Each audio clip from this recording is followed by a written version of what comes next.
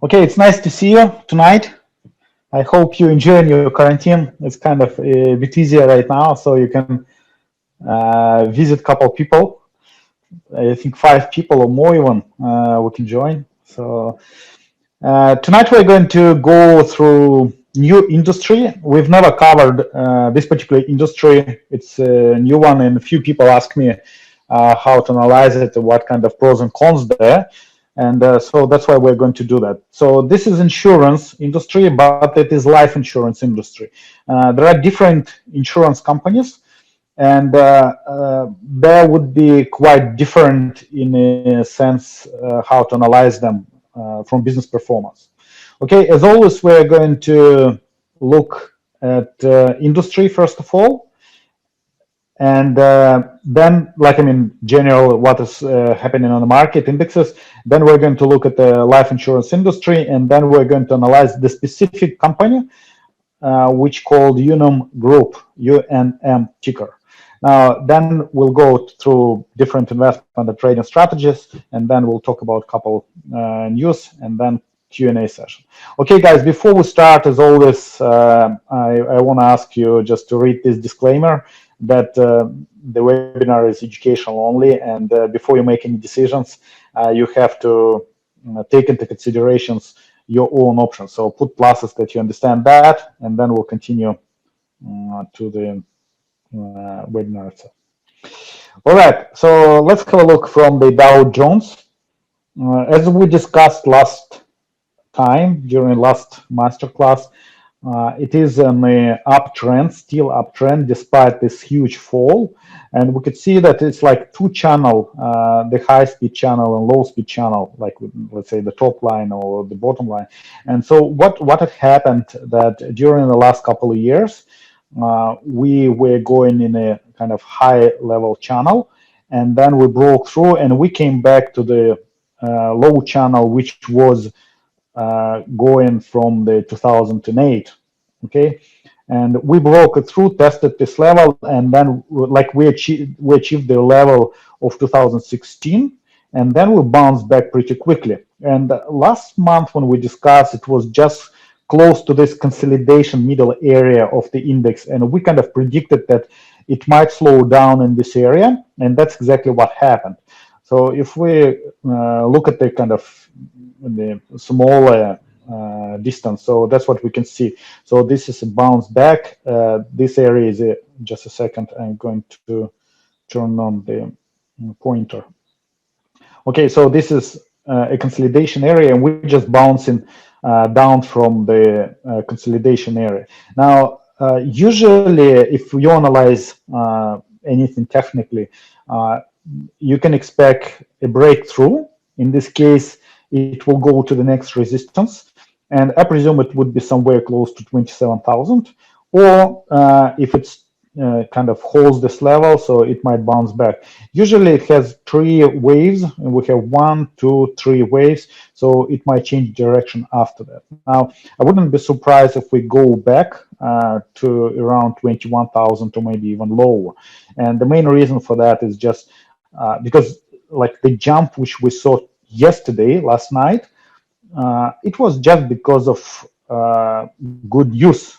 Like Donald Trump announced that they had good results on the vaccine, development of vaccine for coronavirus. And this news, specific news, affected the market. The market jumped. The Dow Jones went nearly 4%, 3.85% up. Okay, and now when you see something like that, you have to look. Okay, is there a reason, like a fundamental reason for this jump? Yes, if the coronavirus is going to be treated, but we're still going to have the effect on the companies, because a lot of businesses, they already suffered. And during next quarter, during next earnings season, so we are going to see how much the effect of we're going to have for this particular businesses. Okay, and I presume we will see the second turn down, and but then it would be already not more like emotional, it's more fundamental, because we're going to see that companies, they have severe losses, especially in retail industry and some other industries as well. Okay, so something like that. So yes, it can go break through and go up on good news, but last year, remember, the volatility of the market depended on tweets of Donald Trump about the trading war between China and United States. At the moment, exactly the same thing happens, but the reason is different. At the moment, it's coronavirus. When the good news come up, the market goes up. When the kind of new cases or something else, bad results of any company, the market goes down. So we probably are going to see it in the future in any way. Okay, so but at the moment right now, I believe that it's at resistance level. So and but it kind of was a strong growth on a good volume here. So but we're going to see tonight if it's going to break through or slow down in this particular point.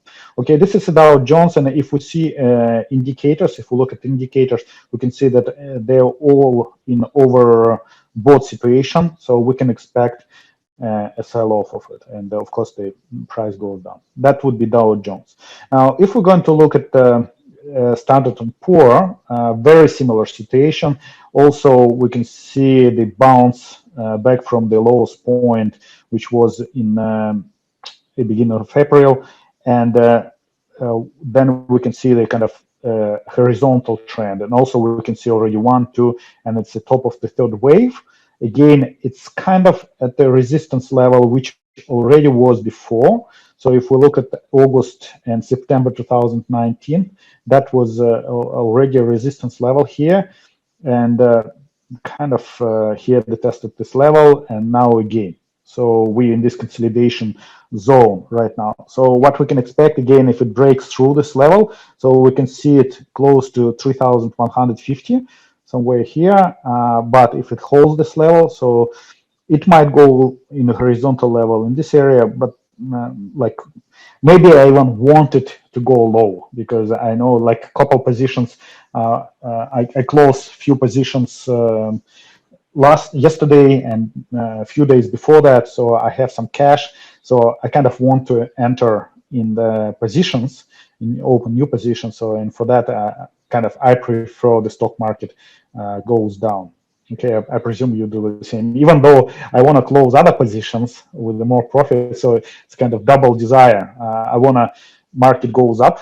In this case, I can profit from the stocks which I have in my portfolio, but at the same time, if it goes down, I can buy more of it, okay, at a lower price.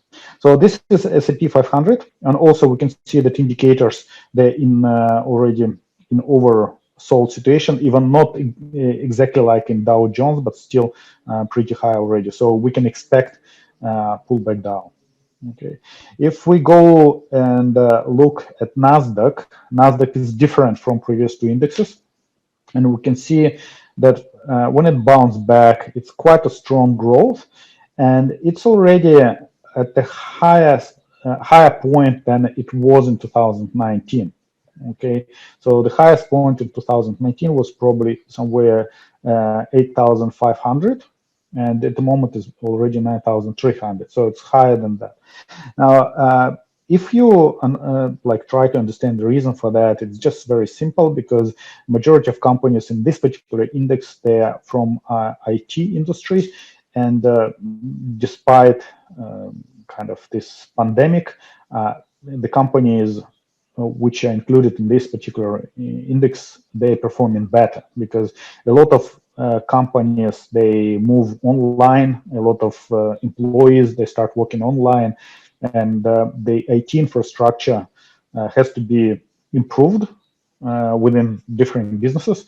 And of course, a lot of companies, they kind of benefit from that. So that's why we can see the growth quite strong in this particular case. And we will see the earnings, how its earnings were affected. At the moment, it's quite early to say, because majority of that we will see in a second quarter when they're going to report. It would be July, August, September during that time. Okay, tomorrow. But at the same time, we can see that index also is pretty high, and also it's kind of at resistance about 9,300 here. So we can expect it to be bounce back in any way. Okay, something like that. I don't know, guys, if you checked what was in April market. I'm going to just have a look right now.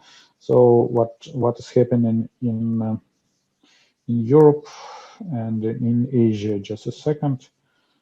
So just what happened? I don't know if you looked already at that.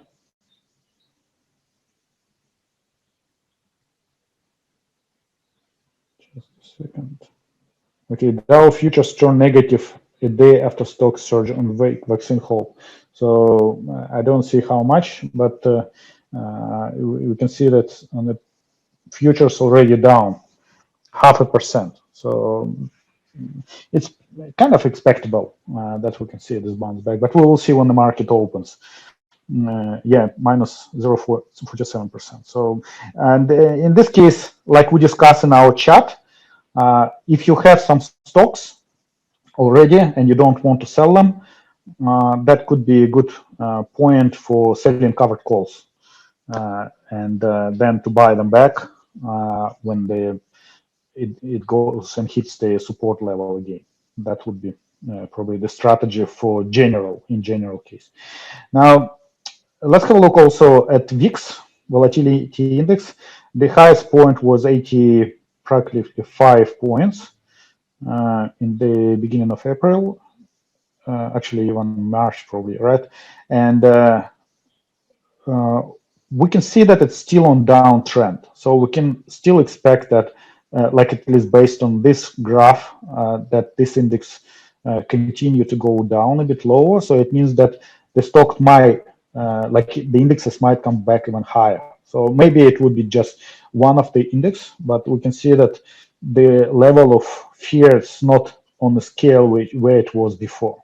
Okay, that's a normal level of VIX from 9 to 20 somewhere in this area, and now it's 29. It's much higher. Okay, so that's why. And remember that we always prefer to buy when the volatility VIX is high.